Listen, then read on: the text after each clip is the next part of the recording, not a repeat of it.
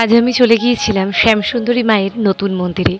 আমরা জানি এই বছরেরই জানুয়ারি মাসে কিছু অপ্রীতিকর ঘটনার দরুন সুকিয়া স্ট্রিটে অবস্থিত শ্যামসুন্দরী মায়ের মন্দিরটি বন্ধ হয়ে যায় এবং তার কিছু মাস পরেই দোল পূর্ণিমার দিন মায়ের মন্দিরের আবার উদ্বোধন হয়। তারপর এক মাস পরে মাকে দেখতে আমি চলে যাই মায়ের নতুন বাড়িতে।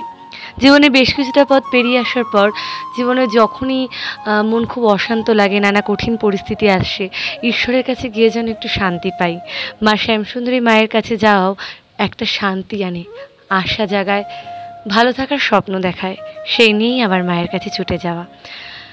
চাঁদপাড়া স্টেশন থেকে বনগাঁ লোকাল ধরে প্রথমে পৌঁছে গিয়েছিলাম বিধাননগর স্টেশনে। সেখানে বিধাননগর হাটকো মোড় থেকে গড়িয়াগামী যে কোনো বাসকে মুকুন্দপুর যাব বলে আমরা বাসে উঠে পড়লাম। ভাড়া নেবে 15 টাকা মতো। তারপরে নেমে গেলাম মুকুন্দপুর বাইপাসে। 40 মিনিট মতো লাগবে। এই যে দেখো নেমে গিয়েছি। এখান থেকে সোজা কিছুটা হেঁটে যাবে, এই যে মুকুন্দপুর বাইপাস, তার উল্টো পাশেই এই যে অভিদীপ্তা বলে যে অ্যাপার্টমেন্টে রয়েছে, তার প্রথম অভিদীপ্তা 1 গেটটা নয়, দ্বিতীয় যে অভিদীপ্তা 1 লেখা যে গেটটা, তার ঠিক উল্টো পাশেই ইনস্টিটিউট অফ ম্যানেজমেন্ট স্টাডি বা IMS লেখা আছে।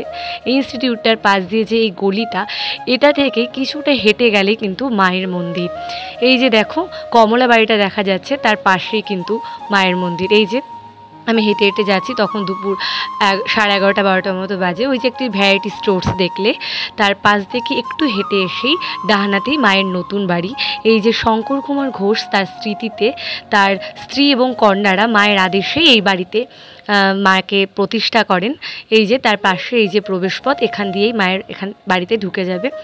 এই যে প্রবেশ করে গেছি, প্রথমেই বাইরে রয়েছে আমাদের সকলের প্রিয় মহাদেব এবং একটি নৃসিংহদেবের মূর্তি। দেখো এই যে মায়ের মন্দির। তখনও কিছু ভক্তের আগমন ঘটেছিল, তখন দুপুরবেলা, তখন সেই মুহূর্তে পুজো হচ্ছিল, কিন্তু আমার মতো কিছু ভক্তরা কিন্তু এসেছিল।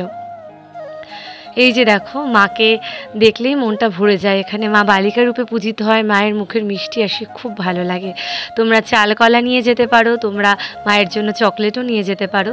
দেখো মায়ের সাথে রয়েছে জগন্নাথ, বলরাম, সুভদ্রা, রয়েছে গণেশজি, রয়েছে মা সরস্বতী, লক্ষ্মী দেবী এবং নবগ্রহ মূর্তিও কিন্তু স্থাপিত রয়েছে। বলা হয় মাকে দর্শনে নবগ্রহ দোষও কেটে যায়।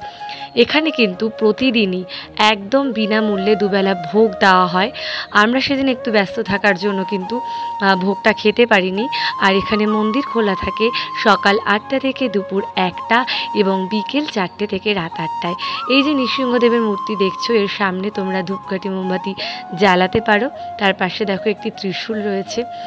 আর এখানে এই বোর্ডে লেখা ছিল 30শে এপ্রিল অক্ষয় তৃতীয়ায় বিশেষভাবে মায়ের পুজো হবে। তোমরা সেদিন মাকে নিজের হাতে রান্না করেও কিন্তু খাওয়াতে পারো। এই যে দেখো এখানে ত্রিশূল রয়েছে এবং যেখানে বলছিলাম যে ধূপকাঠি মোমবাতি তোমরা জ্বালাতে পারো এখানে। মায়ের মুখ দেখলে কিন্তু মন একেবারে ভরে যায়। মা কিন্তু সকলের মনস্কামনা রাখেন। মায়ের কাছে সবসময় জীবনে একটু শান্তি, বাড়ির সকলের সুস্থতা এবং সকলের যাতে ভালো থাকে সেই কামনা নিয়ে আমি যাই। তোমরাও কিন্তু অবশ্যই যেতে পারো। একরাশ ভালো লাগা নিয়ে বাড়ি ফিরবে, কথা দিলাম।